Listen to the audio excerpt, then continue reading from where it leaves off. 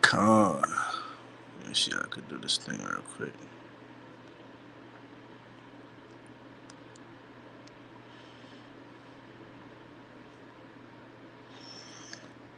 Let me see how this thing going.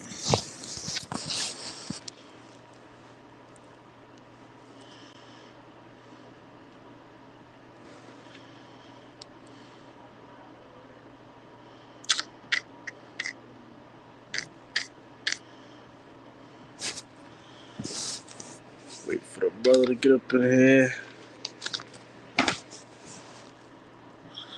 Con.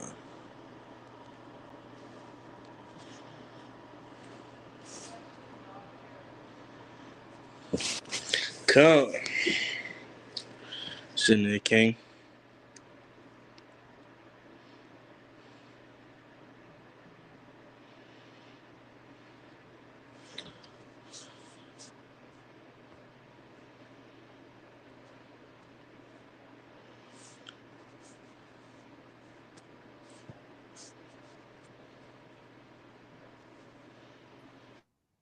Con. Let's go. Get it. Shalom, King. Shalom. Con, all praise to the Most High. Let's get it. I mean, yeah, Shalom, Israel, Shalom. I mean, Brother Shy, you know, But y'all. got the mighty brother Aliyah over here, man. You know, brothers, you know, I'm gonna kick it off myself by saying, you know, brothers ain't blind to, you know, what happened yesterday, you know. We're not about to dive in nothing specifically about yesterday, you know, but brothers know what's going on in Israel, man. You know what I'm saying?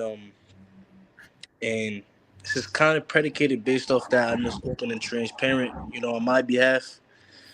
But nevertheless, you know, brothers kind of tend to forget, um, you know, what we in this thing for. You know what I'm saying? And you know, Israel get too caught up in drama and still kind of move like a spirit in the world. You know, chiefly from what I've seen yesterday, man. And you know, the scriptures say, if you know, we got to put off the old man. You know what I'm saying? Renew our minds. You know, and drama is a big thing for, you know, for Jake and Eve. You know what I'm saying? But nevertheless, it's the way you go about these things, man. You know, like brothers and sisters could see in the caption, man, what happened to the compassion? You know what I'm saying? And that's pretty much what we're about to go into today. You know what I'm saying? You got the floor, King, if you want to say something, no? Con, man. Just keep in mind, you know what I'm saying, who we are in representation to, who we serve. Right? Remember, Yahweh Shem Yahushua. Yahweh Shai, he was that prime example. So you gotta ask yourself, when you really moving and doing things, is that the spirit of Yahweh Shai? Will Yahweh Shai really act like that? Will he perform like that? And we gotta ask ourselves that, like, seriously. And think about the fruits of the spirit. But you got it, King. Con. I'm gonna kick it off with a classic. You know, I'm just gonna kick it off with a quick classic and let you you know, get in there, right? This is the book of Leviticus, chapter 19. I'm gonna start at verse number 17. Do you want me to kind of put the stuff up there? Yeah, Con, if you wouldn't mind, Baba Kashah King, I'm on my phone, you know, so that'd definitely be helpful for sure. Do I gotta change anything, fix anything? Nah, you should be straight. Let me know if you can see it. Con.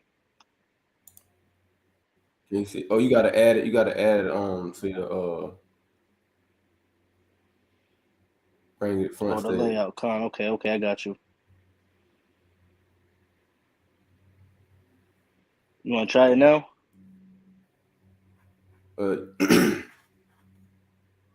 You gotta add it. So like, you know how like I was backstage, you gotta bring it on stage. Oh, okay. Con, I got it. There it is. All right. Forgive me, man. This, you know, I'm saying, my second time only using the StreamYard stuff, Right. man. You good, King. Leviticus 19:17, classic. You know. Con. Right, and it reads, "Thou shalt not hate thy brother in thine heart. thou shalt in any wise rebuke thy neighbor and not suffer sin upon him.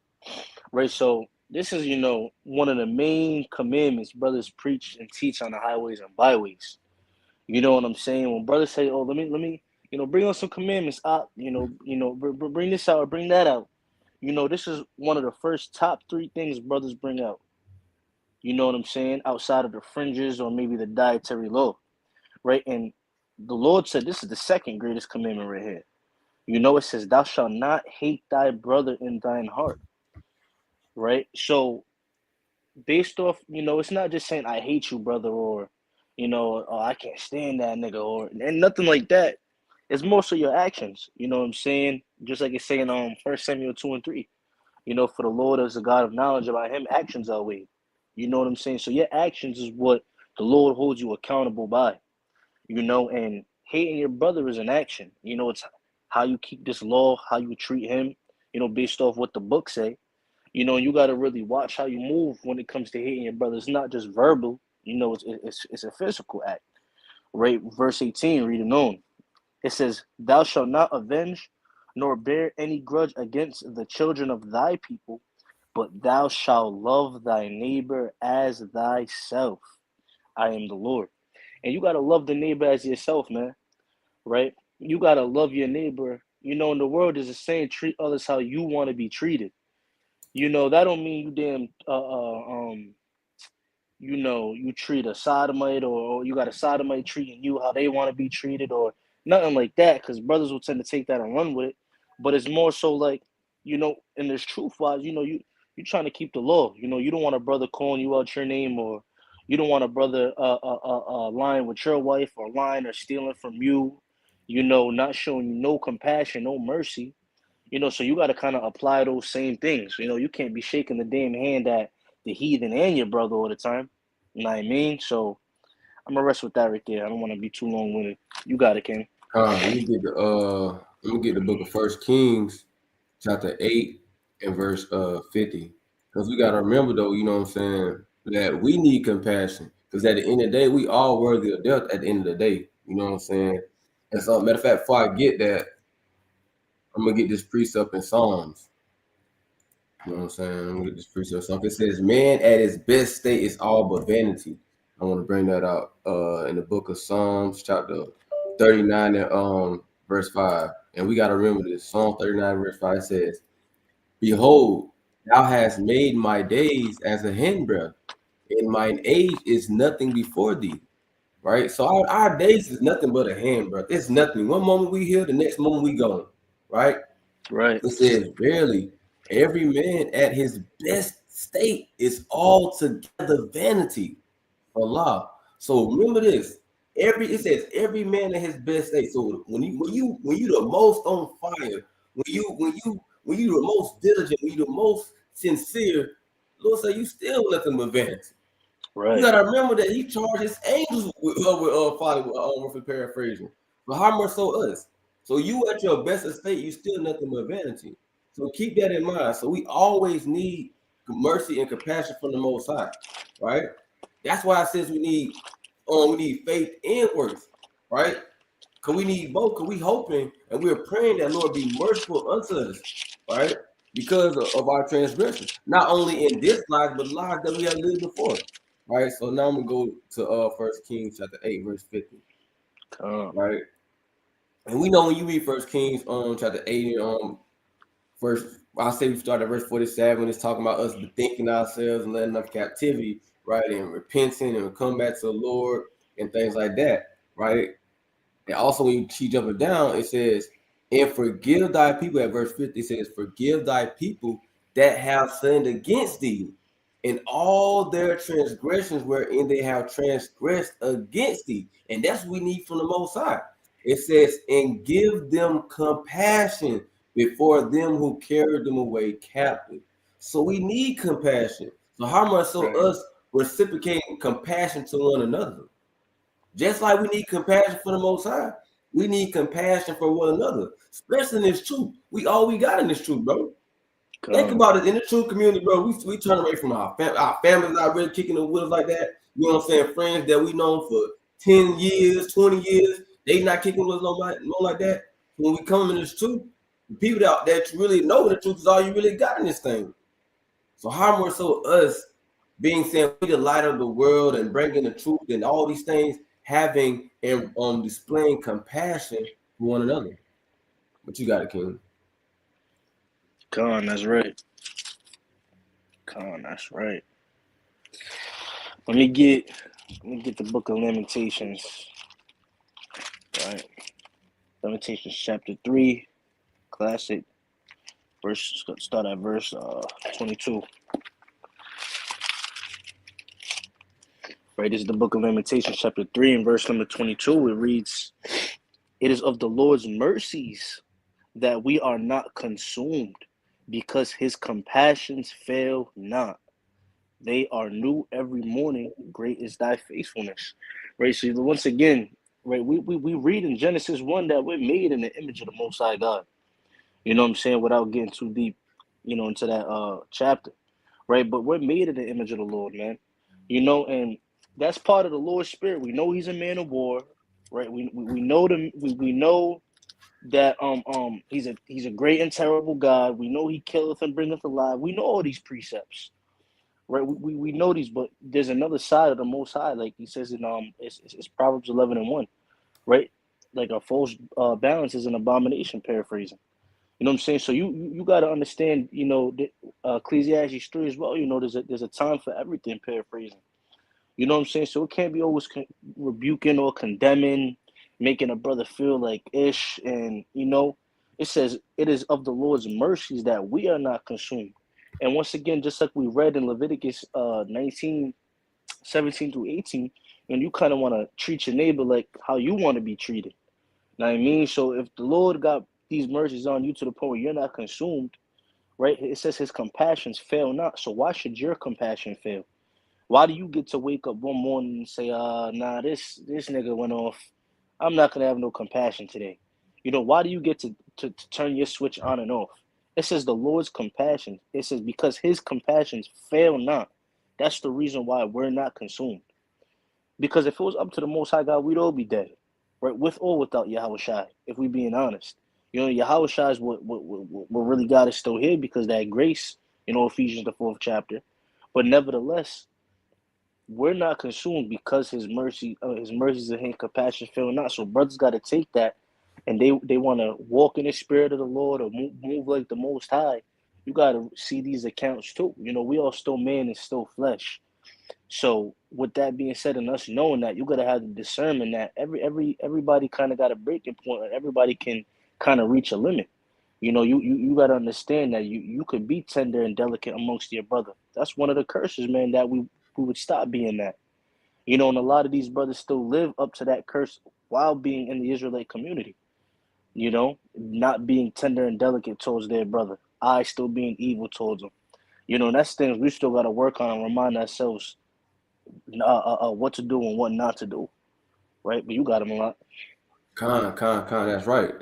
I want to get this account in the book of Exodus, chapter 20, verse 11. And shalom to the brother Eli. Shalom to Judge Eli, man.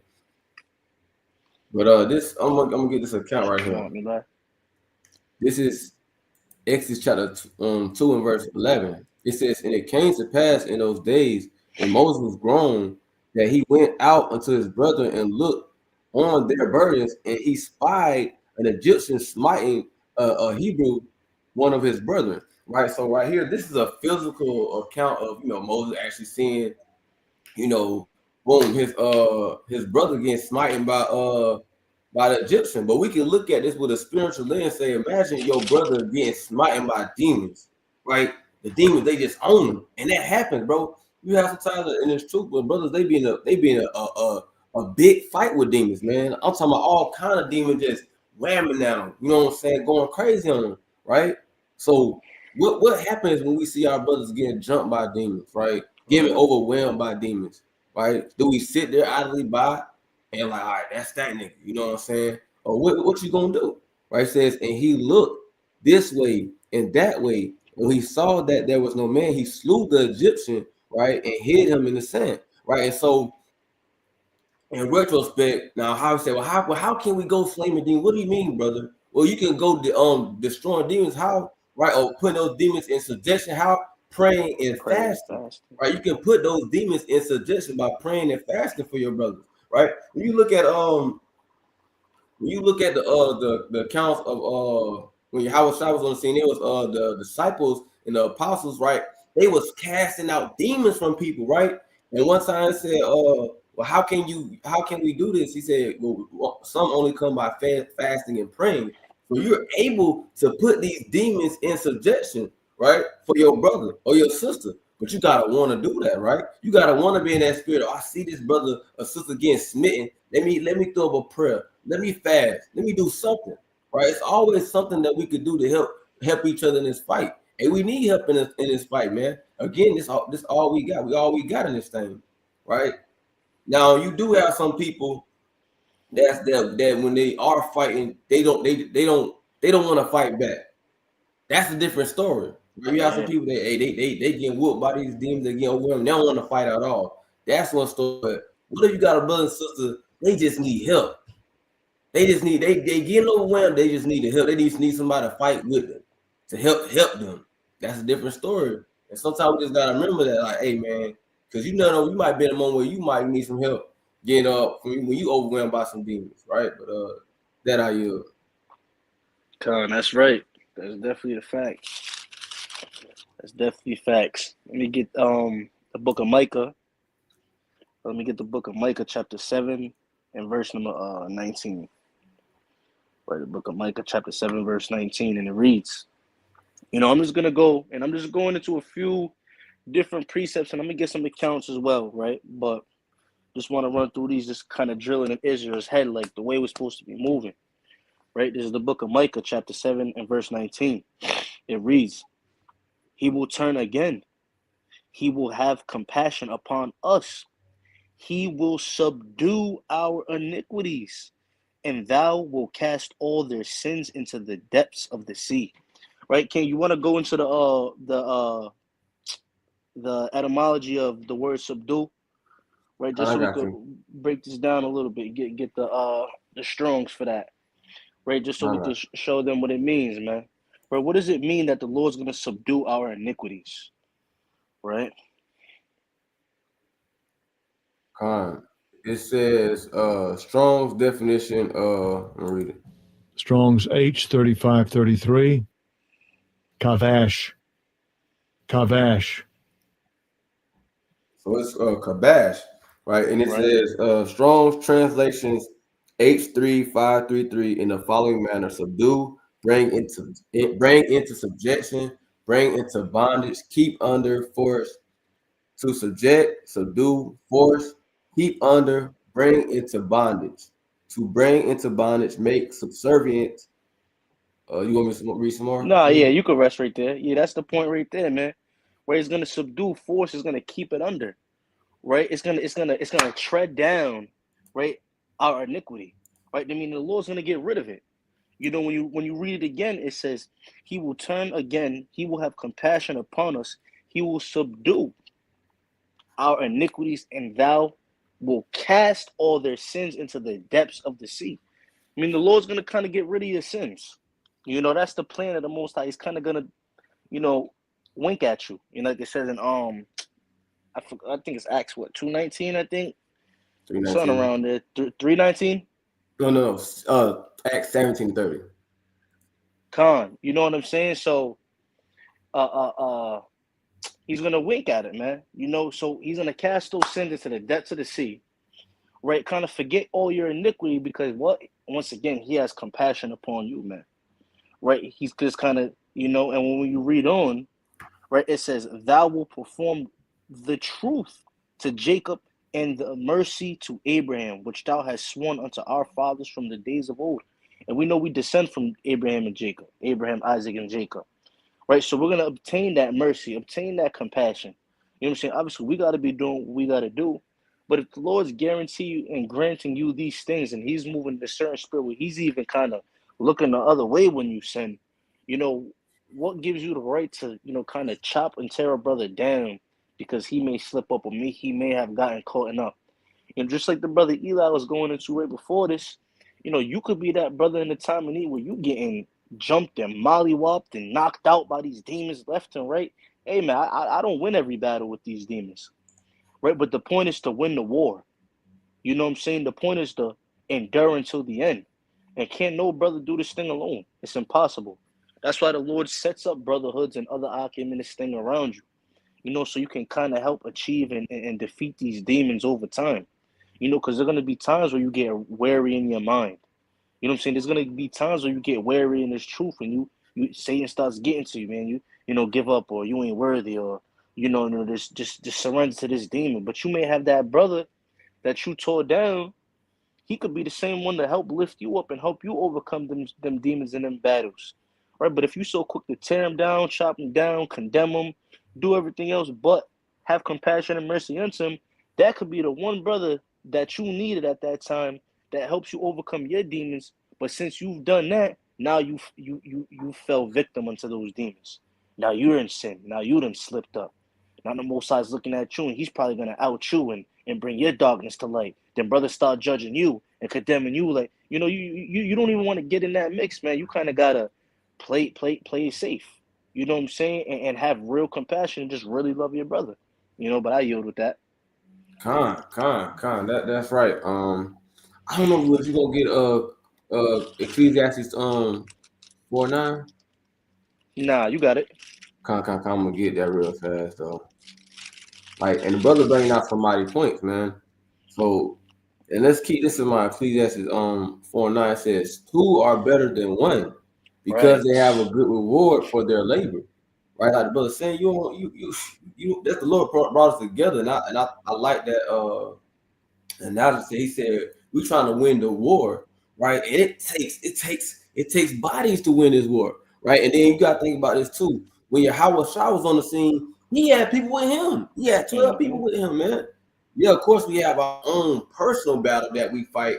You know what I'm saying? Of course, but we do have the battle that we fight with one another, that we help each other overcome, right? So it's two are better than one because they have good reward for their labor. So we got to remember that hey, it's better to have a brother by your side, and it's better to be a brother to a brother, as to have another brother's side, because that's truly loving your brother, right? Because you don't want to see your brother down, you don't want to see your brother fail, right? So it says, "Where if they fall, the one will lift up his fellow." Right? You got some brothers in the street, they falling, and niggas just watching them fall, just watching them fall. It ain't got nothing to do with me. You know what I'm saying? But one will lift up his fellow. Right, so you should want to lift up your brother. You should want to help your brother up. Right? It says, "But woe to him that is alone when he falleth, for he have no reward. For he have not another to help him up." Right?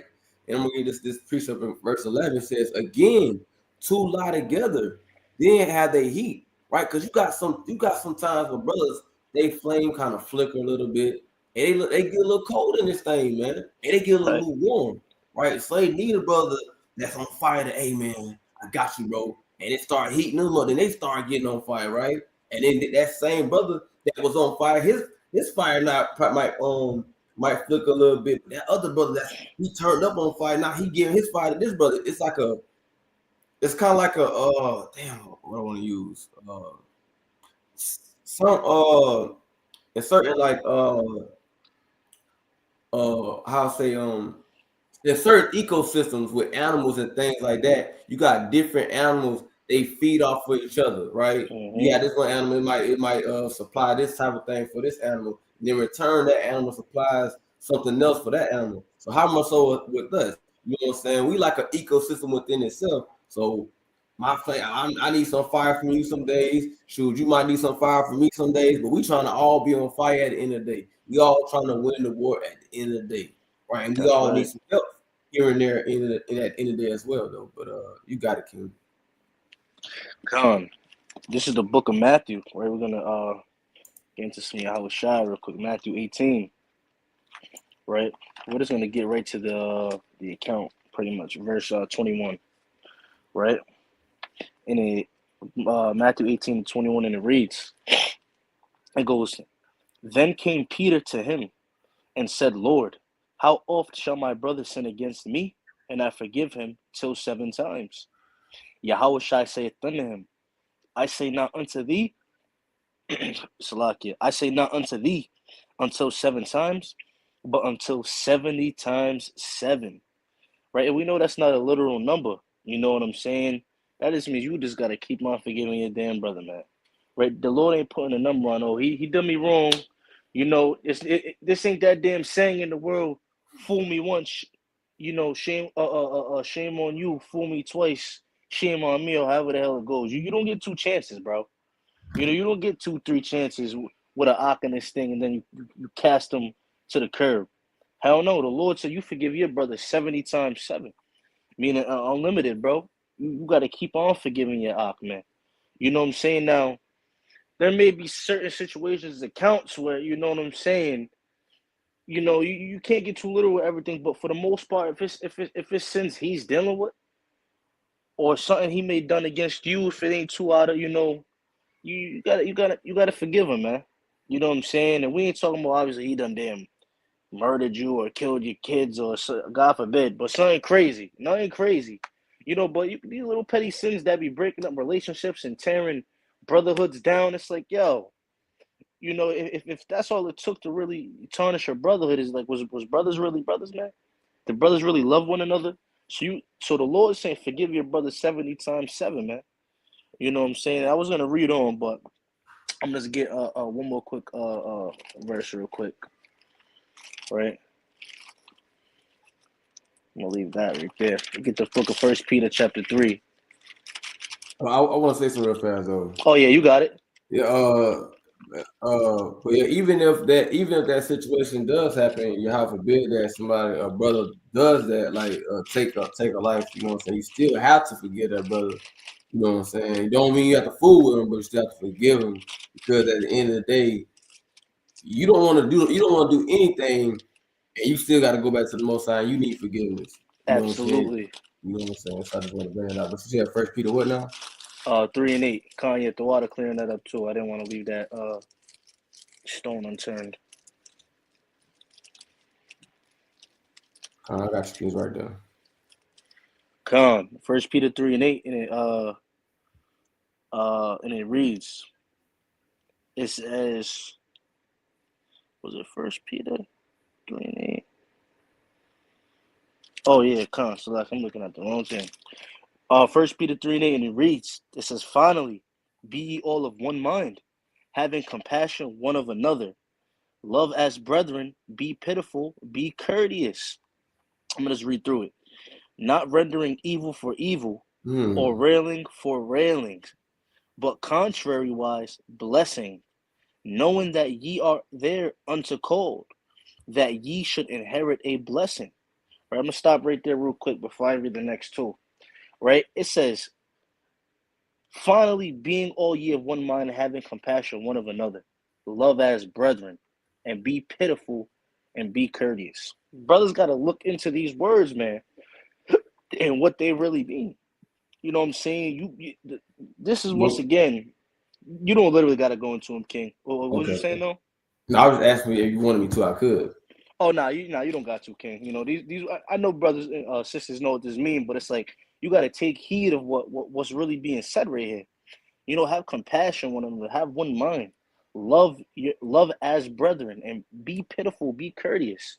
You got to be courteous about another brother, how he may feel if you move a certain way, say a certain thing to him, or do a certain thing to him.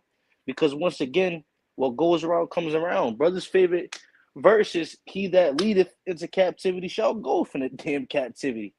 Right? We know the context of that, but what the point of me even saying that is, you know, what people in the world like to call karma. You know, what goes around comes around. You know, the Lord will put certain people to the test, see how you uphold them for them, or say how they uphold and what you gonna do, and then the rules may be reversed, and now you stuck in a ditch. You know what I'm saying? It says not rendering evil for evil, and that's what happens a lot, man. Brothers turn into niggas. You know, sisters turn into all these other type of, you know, and it's like, damn, you know, is it still really eye for an eye, evil for evil, railing for railing? Like, we know that was in the law, but it's like, what the Lord come here for, man? You know, where's the mercy? Where's the compassion? You know what I'm saying? Is that really gonna be worth it for you to go eye for eye, or toe to toe with your brother, man? Right? What do you gain at the end except judgment from the Most High? You know, are you gonna feel great after that? Are you gonna feel good after doing what your brother may have done to you? You know, like the example I used and the brother cleared up on, God forbid this happens to anybody, but let's say a brother or sister kind of take out one of your, your loved ones. Are you then gonna go do the same in return? You know, that'd be wild. You know what I'm saying? Reading on read on verse 9, it says, but contrariwise, blessing, knowing that ye are thereunto called, that ye should inherit a blessing. And that's what we always striving for, to be blessed, man. Right? Deuteronomy 11:26 says, let me get it real fast. You don't gotta go to a king. I'm gonna just get it real fast. Deuteronomy 11:26. It says, behold, I set before you this day a blessing and a curse. You know, a blessing if ye obey the commandments of the Lord your God, which I command you this day, and a curse if ye will not obey the commandments of the Lord your God. Right? And brothers know the context, but the point is the Lord is always black and white, left, right, up, down for the Most High. Right? So the point is you got blessings and curses. We striving for these blessings, man. Right? We want to be blessed, exalted, you know, all these other positive things, and doing wrong, doing your brother wrong, not having compassion, not forgiving him 70 times 7, rendering evil for evil. You're not going to strive in this thing, because the Lord's going to see your fruits of the Spirit and how you was moving when you had a decision to do your brother right or do your brother wrong and be prideful, right? I'm gonna rest right there, King. Right, I'm gonna rest right there. Con, mighty points. I'm gonna get this too. Like you said, you brought out it's gonna go into exactly what I'm about to go into. Our render even for evil. So I'm gonna go to 2 Samuel chapter 1, and I'm gonna start at verse number 10. So y'all know that if y'all haven't read the account of Saul and David, how Saul sought the life of David, you know what I'm saying? He wanted to kill David. David had a couple chances to actually take Saul out, but he didn't. He didn't take Saul out. So David could have easily a couple times, you know what I'm saying? Hey man, you've been trying to kill me, I'm gonna take you out. Right? But David didn't do it. He still had that love for his brother. And he said he still held to the commandments, said to touch not the Lord's anointed, right? This brother was really in the spirit, right? And some of us that's why we gotta look into the acts of our forefathers and look how they behaved. It said David behaved himself wisely, right? So we gotta remember just how our forefathers moved and just get into that spirit. Even though we have been discontinued from our heritage for so long, that's why it's important for us to return back.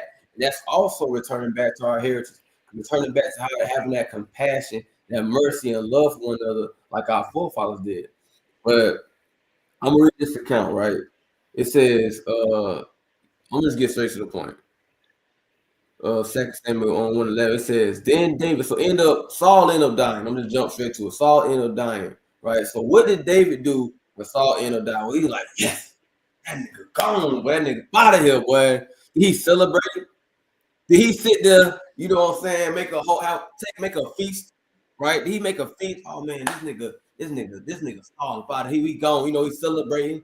Got his yan, he popping up in bottles of yan, and dang, cutting open his best lamb. But what did he do? It says, then David took hold of his clothes and rent them, and likewise all the men that were with him, and they mourned and wept and fasted until even. So when Saul fell, when Saul died, David mourned. He wept, right? You got some people, man, when a brother fall, man, they celebrate. They get excited. It makes their day. Oh, look, I told y'all that nigga wicked, dog. I told y'all bro, that's off, bro. This is David, a man after the Most High heart, right? A man that the Most High loved, and this is what he did. This how he moved. So if we trying to get in, we trying to get a good spot on Most High. Shouldn't we follow after some of the people, the mighty men in the Bible, what they did, their actions, right? So it says they mourned and wept and fasted unto even for Saul and for Jonathan. So Saul, I mean, David ain't just do it for Saul. I mean, for Jonathan, he did it for Saul too, right? And it says, and for the people of the Lord and for the house of Israel, because they were fallen by the sword, right? And some of our brothers end up they fall by that spiritual sword, man. They get whacked, right? But you don't need to be in that spirit where you're celebrating. That's off and that's weird, right? You should feel a certain time where you feel like, damn, another brother done failed, man. That's crazy. You know what I'm saying? Like, that's just how I see that. But you got it, King. Yes, I wasn't gonna bring this out for another few precepts, but yeah, I'm gonna just get it because it's crazy you bring this account out because I literally was gonna bring that the account out when David was in the cave, First Samuel. Oh, Salaki. Nah, brother, what? Brother, you don't gotta apologize, King. Hey, hand in hand, man. Iron sharpens iron, King. That's fire, brothers. You know what I'm saying? I could just go right off the verses you brought out. That worked perfectly. Right? 1 Samuel 24. Yeah, I'm gonna start at verse 1. Right? That worked perfectly. Right? I'm gonna just read through it. Right? And it reads 1 Samuel 24 and 1. And it came to pass when Saul was returned from following the Philistines, that it was told him, saying, Behold, David is in the wilderness of En-Gedi. Forgive me for my pronunciation. Then Saul took 3,000 chosen men out of all Israel, and went to seek David and his men upon the rocks of the wild goats. And he came to the sheepcotes by the way, where was a cave. And Saul went in to cover his feet, and David and his men remained in the sides of the cave. And the men of David said unto him, Behold, the day of which the Lord said unto thee, Behold, I will deliver thine enemy into thine hand, that thou mayest do to him as it shall seem good unto thee. So right here, the Lord literally told David, do whatever the hell you want. He said, whatever seems good unto you, I'm gonna deliver Saul into your hand, and you do what seems best for you. If you want to kill him, go ahead. If you want to spare him, go ahead. The Lord gave David an option, right? But let's still see how David was moving in the spirit, knowing Saul was sought out to kill this man. It says, Then David arose and cut off the skirt of Saul's robe privily. And it came to pass afterward that David's heart smote him because he had cut off Saul's skirt. And he said unto his men, The Lord forbid that I should do this thing unto my master, the Lord's anointed, to stretch forth mine hand against him, seeing he is the anointed of the Lord. So David stayed his servants with these words, and suffered them not to rise against Saul. But Saul rose up out of the cave and went on his way. And when we read on, I was gonna read the next two verses, but that's pretty much the point. Now I'm gonna read on. Right, but I'm gonna just elaborate real quick. Right, David's letting me know, I really could have killed this man. Like he damn got a piece of his skirt, right, which is really his garment. You know what I'm saying? But he was able to, to take a piece of that and basically to say, you see what I could have done to you. That's what David said. You see what the opportunity I had, right? But I still, it was David was sincere. He was genuine, right? It wasn't that just, oh, you see, I could have did this to you, nigga, but I just decided not to. No, David actually was hurt in his heart that he was even put in that situation. He was hurt that his brother actually was sought out to kill him, and he was even put in a position that he could have killed Saul. So it actually smote his heart that this even had to take place, right? But verse 10 is my point. I'm gonna read on verse 8. Salakia King. Verse 8. David also rose afterward and went out of the cave and cried after Saul, saying, My Lord the king.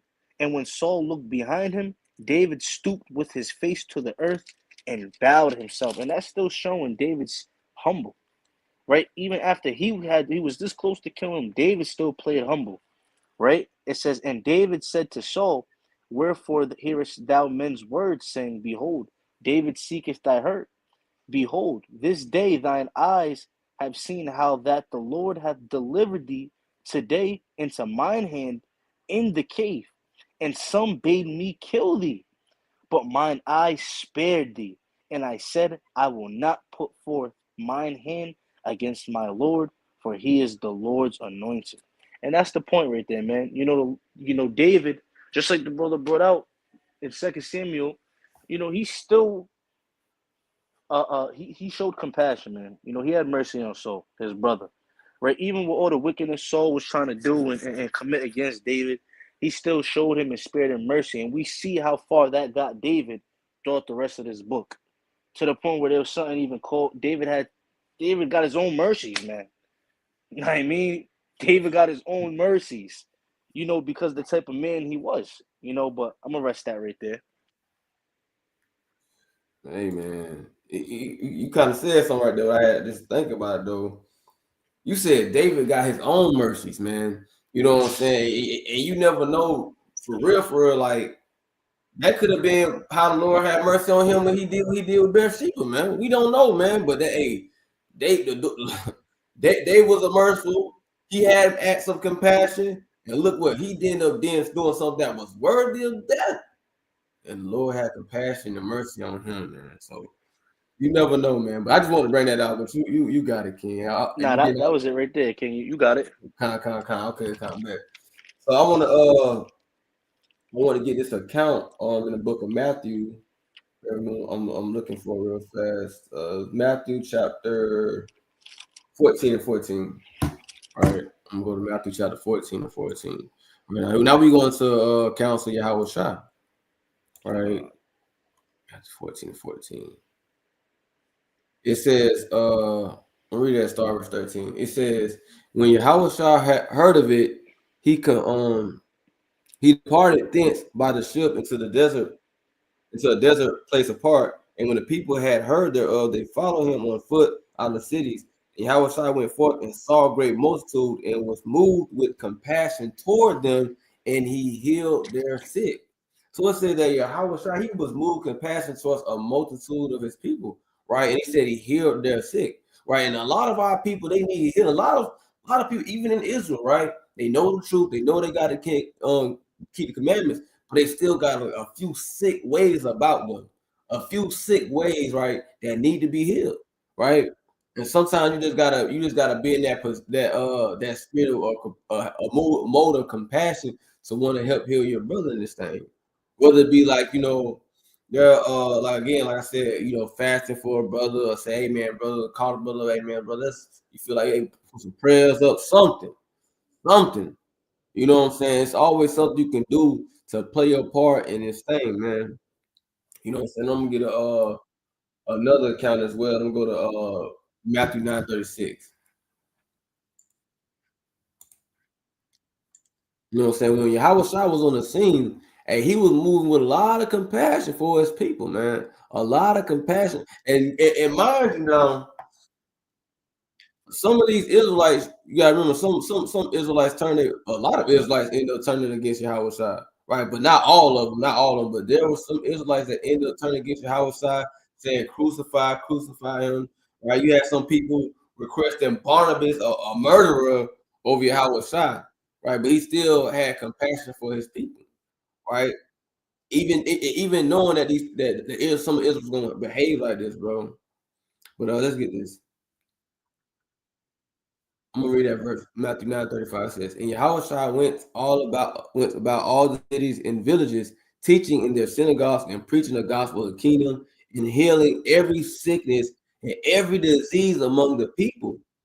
Right, but when he saw the multitudes, and he was moved with compassion on them because they fainted, right, and were scattered. And some of us are faint.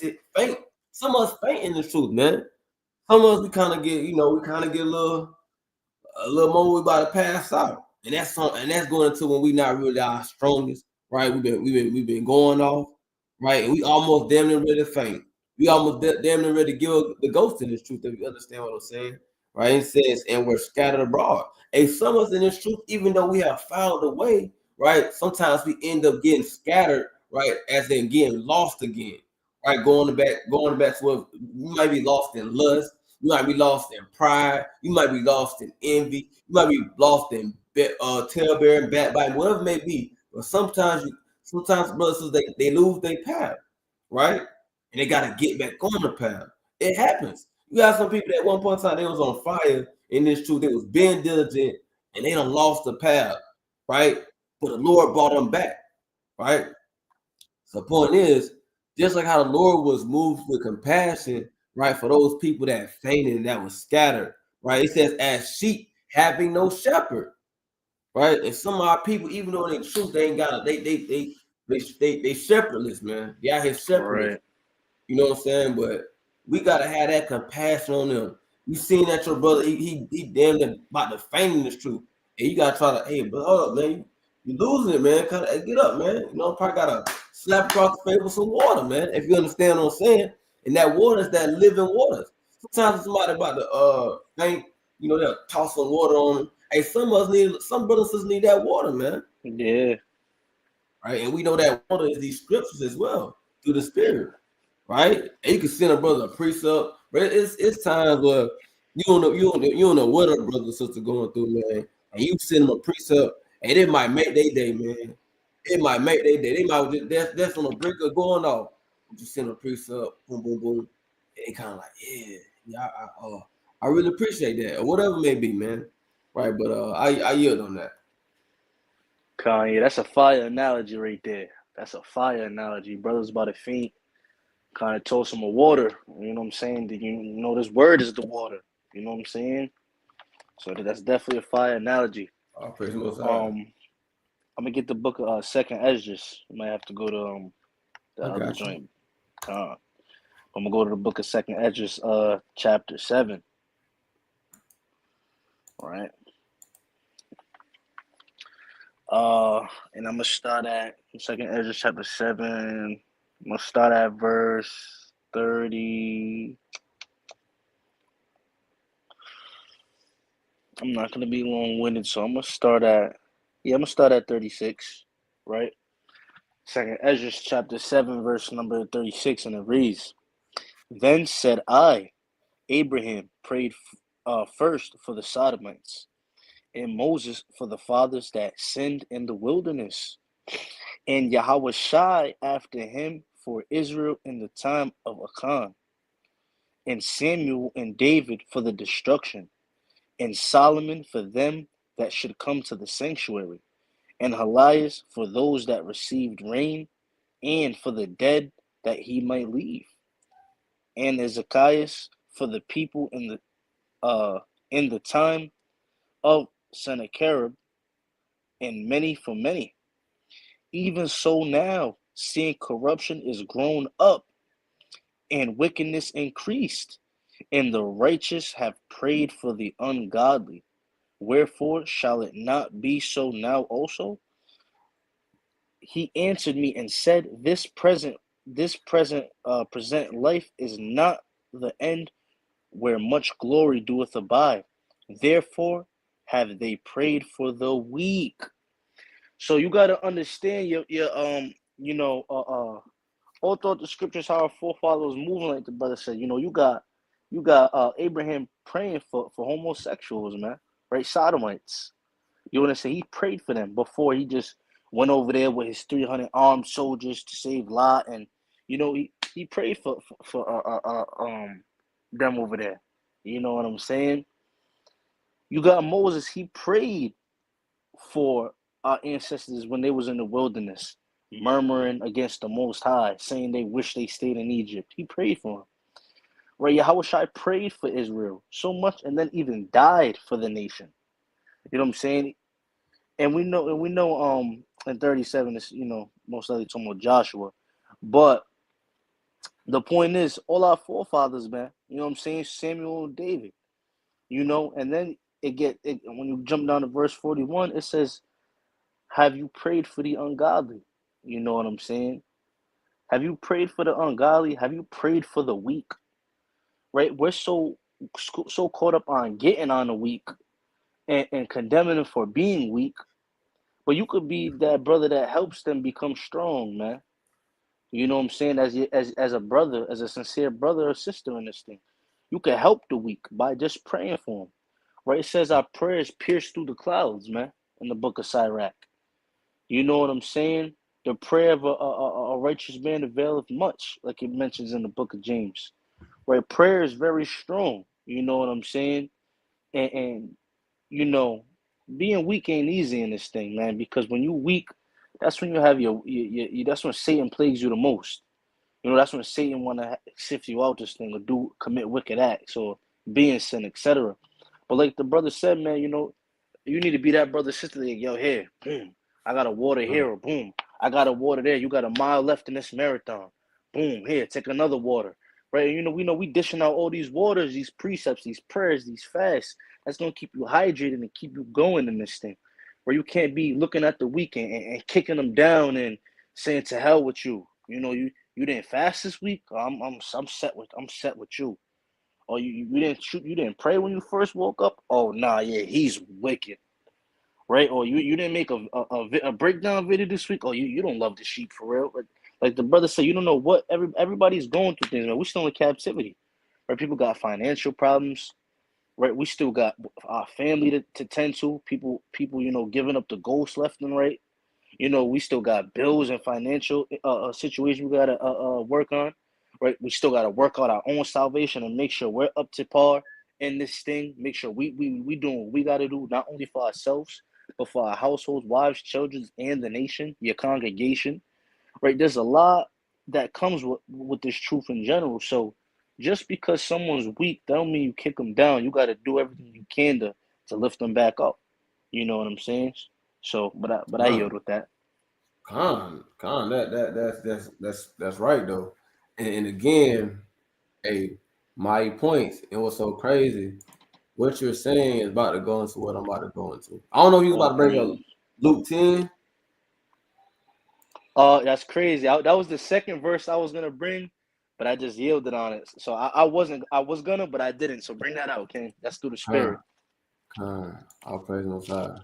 Yeah, so like the brother was saying, though, you don't want to, you know, people out here they weak. You don't want to kick them when they down, man.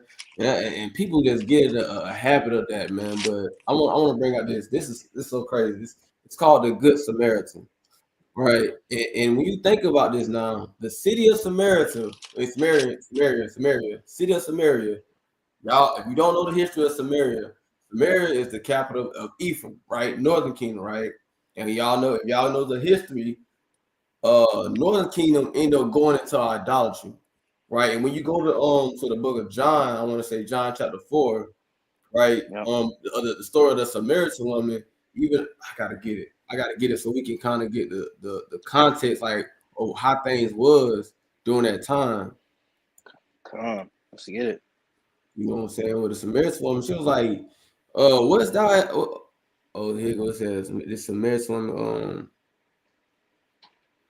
Yeah, I'm gonna start off John chapter 4, verse 7. It says, there cometh the woman of Samaria to draw water. Now Yahushua said to her, give me to drink, for his disciples were going away into the city to buy meat. Then said the woman of Samaria to him, how is it that thou, being a Jew, askest drink of me, which am a woman of Samaria? For the Jews have no dealings with the Samaritans, right? So at that time, the Jews, right, they didn't have Southern Kingdom, didn't have no dealings with Samaria, Northern Kingdom. Why? Because they went off into idolatry, right? So they weren't fooling with it. Like, man, them niggas wicked, man, right? So they had no fooling with them. Then we go to I'm gonna get another precept, man, so y'all can kind of really get the history on what's going on, right? To go to the book of Hosea, chapter 4, I want to say 4 and 15. Yeah, that is right here. This Hosea 4 and 17. It says, Ephraim is joined to idols. Let him alone. Right? So they parted ways from Northern Kingdom because they was joined to idols that was going off. Anyway, so now fast forward, we got a time of Yahushua on the scene. Right now, he's giving this parable. Right? Check this out. It says, Yahushua answered said, a certain man went down from Jerusalem to Jericho and fell among thieves, which stripped him of his raiment and wounded him and departed, leaving him half dead. Hey, some brothers and sisters, and they get stripped from their raiment, man. They got who's the thieves? The thieves is these demons. They coming in, right? They taking the brother for everything you got, man. And one more time, he was this mighty brother, this mighty sister, and the demons come, and then boom, they taking him, stripping him his raiment, they done took his garment off on him, they done took his money. He messed up right now. It says, and wounded him and departed, leaving him half dead. Right? You got some people in this truth, they damn they hanging on for dear life. Their spiritual life is almost gone because they done got wounded. Right? But let's see what happened, right? It says, and by chance there came down a certain priest that way. And when he saw him, he passed by on the other side. And that's what some people doing right now. You got some people that's preaching this thing that's kind. They know the law, statutes, commandments. They know what's going on. And what they do, they see him, they see this man half dead, they keep moving, shoot. Gone. They ain't got nothing to do with me. That's their brother. That's his fault. He should have known better. Ain't got to do with me. And likewise, a Levite, when he was at that place, when he was at the place, came and looked on him. Right, so you got somebody else. You got a Levite. Now you got the priest. Right now you got a Levite. Right, so these are Southern Kings. So these people that know what's going on, they know the truth. Right, they know what's going on. Right. So it says, and he looked upon him and passed by the other side. So another person passed him by. Right, it says, but a Samaritan, as he journeyed, came where he was, and when he saw him, he had compassion on him. So somebody that was considered wicked or going off or whatever, they end up having compassion on him. It says, and went to him and bound up his wounds, pouring in oil and wine. And that's what we need. And we know that oil and wine is the understanding, right? We need sometimes brothers some brothers need help getting patched up. They need help getting patched up. Put that back together. Say he poured the oil, wine. You know what I'm saying? Got some precepts in that thing. Probably did a breakdown. I mean, he got to get that thing together, right? And it says, set him on his own beast and brought him to inn and took care of him, right? So we got to be in that mode where we taking care of each other. But you might have a brother living on the brink of death in this thing, man. Are you going to look on and pass him by? You just going to look on and keep it pushing? What you going to do? You going to reach out to the brother? You going to pray for the brother? You going to fast for the brother? What you going to do? You going to be like that priest? Or you going to be like that Levite? Or you going to be like the good Samaritan? Right? It says, and on the morrow when he departed, he took out 2 pence and gave it to the host and said to him, take care of him, and whatsoever thou spendest more, when I come again, I will repay thee. Right? It says, and this is the point that Yahweh said, which now of these thinkest thou was neighbor unto him that fell among thieves? Which one was truly a true neighbor? Ask yourself, are you really being a true neighbor in this truth? Are you really being a true neighbor? Which one you is? The priest, the Levite, or you the Samaritan? Right? He said, he that showed mercy on him, then said Yahweh unto him, go thy way, do thou likewise. This is a commandment from the Lord. He said, go thy way and do thou likewise. So we need to likewise show mercy upon our brothers and sisters. So again, like I asked when I talked about in the first got on, do you really have the spirit of Yahweh Shai? Do we Yahweh Shai said? He asked, man, that's a mighty point. I yield on that, man. Nah, you can finish your point out. That's just fire right now, King. You can finish if you want. I was just saying though, you know, like it just landing back in on verse 36, and you brought this out earlier in the first part of the lesson, the class on Leviticus chapter 19, verse 17. You know what I'm saying? You brought that out, man. So it's just something that it's resonating with me right now. Cause I didn't even think about this precept like before we did this class, but this precept on Luke 10:36 really hitting those heads. Which now of these 3 thinkest thou was neighbor unto him that fell among thieves? And you got some people that's falling among thieves in this thing, man. So what kind of neighbor you gonna be? He said, he that showed mercy on him. So just remember that, Israel. And you know, we all still learning this thing. We still growing. But that's moving the spirit of Yahweh Shai, man, showing mercy, man, because we really needed that mercy. But I you, King. Yeah, that's fire, King. I'm glad you brought that out, man. That joint's fire right there. I pray the Most High. Come on, I'm gonna get John 8, right? Starting at verse 1. Con, I got you. The book of John, chapter 8, man. You know, because this is, kind of earlier, like I was saying,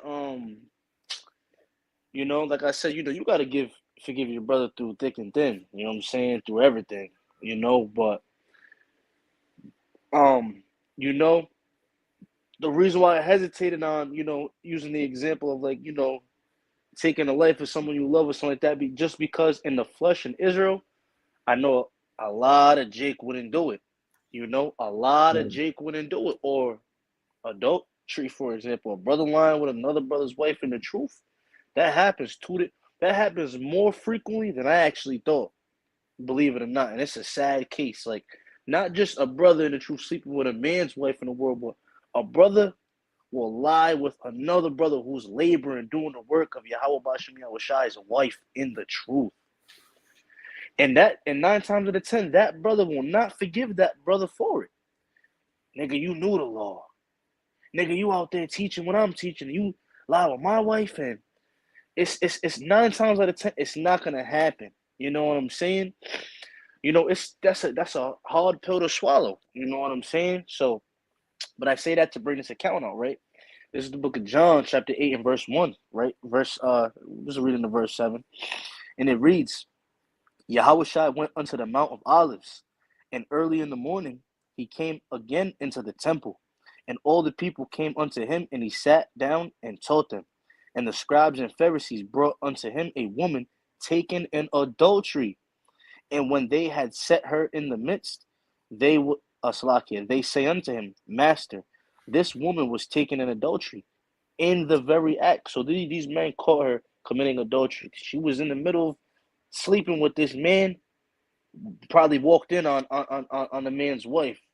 Oh, she's, it says, verse 5, now Moses in the law commanded us that such should be stoned. But what sayest thou? So even though they know in the law, this is a sin worthy of death, right? They said this woman needs to be stoned, but they still even brought this woman to Yahushua, asking, what does he think should happen, right?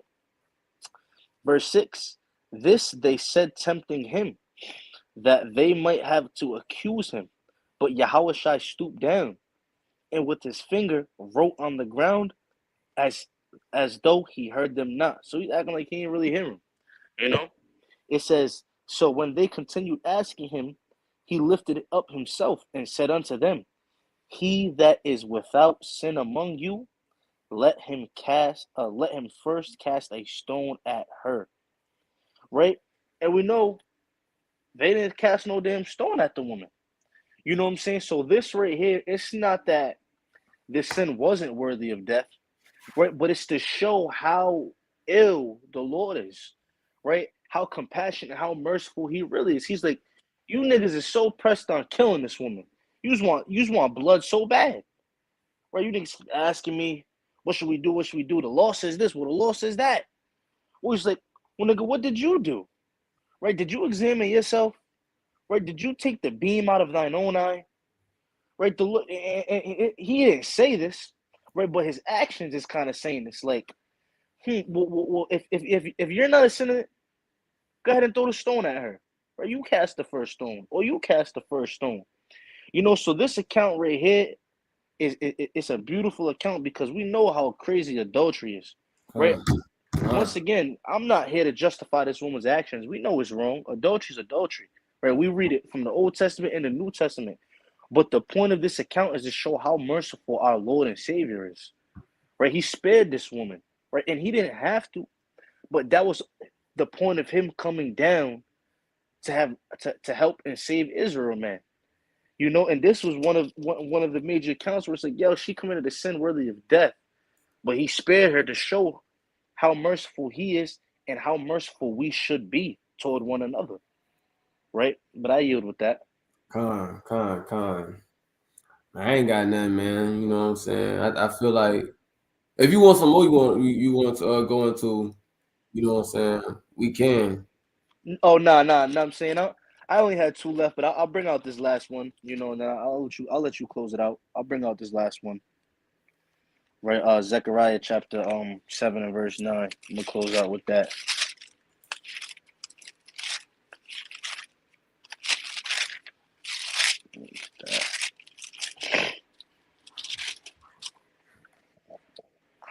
Right, this is the book of Zechariah chapter 7 and verse 9. It reads, "Thus speaketh the Lord of hosts, saying, execute true judgment and shew mercy and compassions every man to his brother." Right, so even within righteous judgment, we know Deuteronomy 1 and 18. We know First Corinthians 3, I believe. All these various different verses and precepts on judgment. John 7. We know we have to judge righteous judgment, but even within the judgment, we got the Lord. The Lord came and died for us because a lot of us should have been dead a long time ago, right? So if you're gonna be, and I'm kind of gonna revert back to the verse I just brought up. If you're gonna be one of those who overly condemn, kick down the weak, don't uplift your brother, you kind of got to look at John 8, and it's like, well, we'll cast the first stone then. Like, do you not sin? Do you not have your own wickedness behind closed doors? Not assuming every brother does, but is there times you don't even slip up? You may not get out the spirit from time to time. You may not have intrusive thoughts. So it's like, even while you're even judging another brother, judgment always doesn't have to be harsh. You know what I'm saying? You got to also remember, mercy and compassion goeth a long way. Right. And that could be the deal breaker of whether a brother stays in this thing or shifts out of this thing, or so on and so forth. So while before brothers are so quick to condemn somebody, or sisters as well, so quick to condemn somebody, kick a brother or sister down, remember that they still your brother at the end of the day. They still your sister at the end of the day. If your blood brother or sister came from the same mama or same daddy, went and then killed somebody, you still gonna be on their side, man. Right? If they said F you to somebody and started a fight, you still gonna stick up for them in the world. Right? Like we used to say, ride or die, man. You gotta have that same energy to your brother or sister in this truth, man. Why? Let me get this last one real quick. Salakia. Right? This is the Salakia. This is the last one, right? This is the book of Mark, chapter 3, and verse 35. Right? This is the book of Mark, chapter 3, and verse number 35, and it reads, "For whosoever shall do the will of Yahweh, the same is my brother and my sister and mother." So, yeah, if they doing the work just like you, man, they keeping the law just like you, they out teaching and feeding and keeping the fruits of the spirit just like you. Those are your blood brothers and sisters. Ain't no Shalom Aqua, just as your damn close as your brother sister in the world that came from your fleshly parents, right? Is no lesser than with the brothers and sisters that stand next to you and do this work and do the will of Yahweh B'Shem Yahweh Shai. So just always keep in mind, even with judgment, there's a just balance, and mercy and compassion will go a lot longer way than condemning and harshness. But I yield with that. Dang, Salaki King, my bad, bro. I know I ain't saying I had nothing, but it was a piece of that I Bring it out, King. it's something that was in my spirit. You just said that, you brought up a mighty point, and I just been sitting there just thinking about what you brought out with that account about with the woman, and he that sin who had did no sin cast the first stone. I was just thinking about everything you just said, man, and bringing out a mighty beautiful point, very beautiful. This Galatians 6:1. Brethren, if a man be overtaken in fault, ye which are spiritual, restore such an one in the spirit of meekness, considering thyself, lest thou also be tempted. Right? So it said, if a man is overtaken in fault, ye which are spiritual. Who is spiritual? Who's the most spiritual than us in this truth? Who's keeping the law, statutes, commandments, and repenting, have faith in Yahweh Shem Yahweh Shai. It says, restore such a one in the spirit of meekness, man. You gotta be in the spirit of meekness. And it says, boom, considering thyself, like the brother just brought out. Right? He who like the brother, the spirit brought out, right? Through spirit. He that sin cast the first stone. Lest thou also be tempted. This is the next point. Bear ye one another's burdens, and so fulfill the law of Mashiach. Man, we gotta bear each other's burden. I mean, that's spoken for right there. We gotta bear one another's burden. But I really like that when that verse 1, man. It said, restore such a one in the spirit of meekness. We gotta help. We gotta want to restore one another, man. You see a brother's house broken down, you say, but that ain't my house. You see his brother's sanctuary broken down, that ain't my sanctuary. You don't want to help your brother restore his house? You want to help that brother build back up? Consider yourself. It says, bear ye another one of the burdens. So fulfill the law of Hamashiach. With that, I yield. Yeah, I don't got nothing else to bring out, King, but yeah, that was definitely a mighty that definitely had to be the last precept for sure. That's self-explanatory, man. I mean, most high willing, everybody was edified and whatnot, but this definitely was on brothers' spirits to, bring out all praise to Yahweh Shem Shai. But I'm gonna yield and close out with that, man. All praises to the Most High. So on. I'm gonna stay on. You can end it. Just stay on. Calm. Praise to the Most High.